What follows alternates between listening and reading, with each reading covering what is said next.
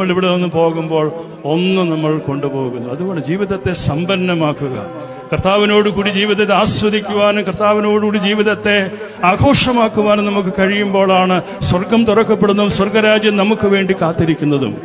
ക്രിസ്തു മനുഷ്യാവതാരം ചെയ്തത് സ്വർഗരാജ്യം ഇവിടെ സ്ഥാപിക്കുന്നതിന് വേണ്ടി. അതുകൊണ്ട് തന്നെ സ്വർഗരാജ്യത്തിന്റെ കെട്ടുപണിയിൽ എനിക്കും നിങ്ങൾക്കും തുല്യമായ പങ്കാളിത്തമുണ്ടെന്ന് നമ്മൾ മനസ്സിലാക്കണം. സ്വർഗം ഇവിടെ തന്നെ സൃഷ്ടിക്കുവാൻ നമുക്ക് സാധിക്കണം.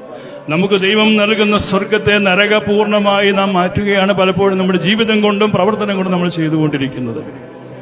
അപ്രകാരമുള്ള സ്വർഗത്തെ നരകമാക്കുന്ന അനുഭവ തലത്തിൽ നിന്നും പിന്നോട്ട് പോയി ദൈവത്തിന്റെ കൽപ്പനകളും പ്രമാണങ്ങളും അനുസരിച്ച് സ്വർഗതുല്യമായ ജീവിതം നമ്മുടെ കുടുംബങ്ങളിൽ, നമ്മുടെ ദൈവാലയങ്ങളിൽ, നമ്മളായിരിക്കുന്ന ഇടങ്ങളിലെല്ലാം ദൈവത്തെ അറിഞ്ഞും ആരാധിച്ചും ജീവിക്കുവാൻ തക്കതായ സാഹചര്യങ്ങൾ ഉണ്ടാക്കിക്കൊണ്ട് മുന്നോട്ട് പോകുവാനായിട്ട് നമുക്ക് സാധിക്കണം.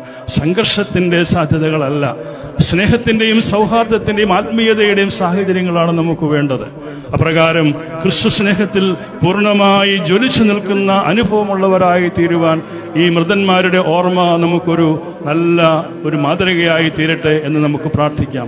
പുണ്യപ്പെട്ട പിതാക്കന്മാർ അവർ ചൊല്ലിത്തന്ന വിശ്വാസം, അവർ നമുക്ക് കൈമാറിത്തന്ന പൈതൃകം, അതിൽ തന്നെ നമ്മൾ ഉറച്ചു നിൽക്കുകയാണ്. എത്ര പൈതൃകമുള്ള ഒരു സഭയാണ് പരിശുദ്ധ സുറിയാനി സഭ.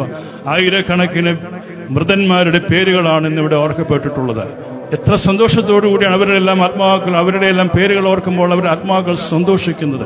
പരിശുദ്ധ സിംഹാസനത്തിന്റെ കീഴിൽ ആ വിശ്വാസം ഇന്നും അടിയുറച്ച് നമ്മൾ നിൽക്കുന്നു എന്നുള്ളത് നമ്മുടെ പിതാക്കന്മാരോട് നമുക്ക് കാണിക്കുവാൻ സാധിക്കുന്ന ഏറ്റവും വലിയൊരു പ്രത്യുപകാരമാണ്. പ്രിയമുള്ളവരെ, പൗരാണികമായ വിശ്വാസങ്ങളും ആചാരങ്ങളും പാരമ്പര്യങ്ങളും ഒക്കെ ചോദ്യം ചെയ്യപ്പെടുമ്പോൾ, എന്തെല്ലാം നഷ്ടപ്പെട്ടാലും എന്തെല്ലാം ത്യാഗം സഹിക്കേണ്ടി വന്നാലും യാതൊരു വിട്ടുവീഴ്ചയും പരിശുദ്ധ സഭയുടെ വിശ്വാസ സംഹിതകളോട് ചെയ്യില്ല എന്നുള്ളത് ഉറച്ച വിശ്വാസമുള്ള ഒരു ജനതയാണ് പരിശുദ്ധ യാക്കോബായ സുറിയാനി സഭയിലെ ദൈവമക്കൾ.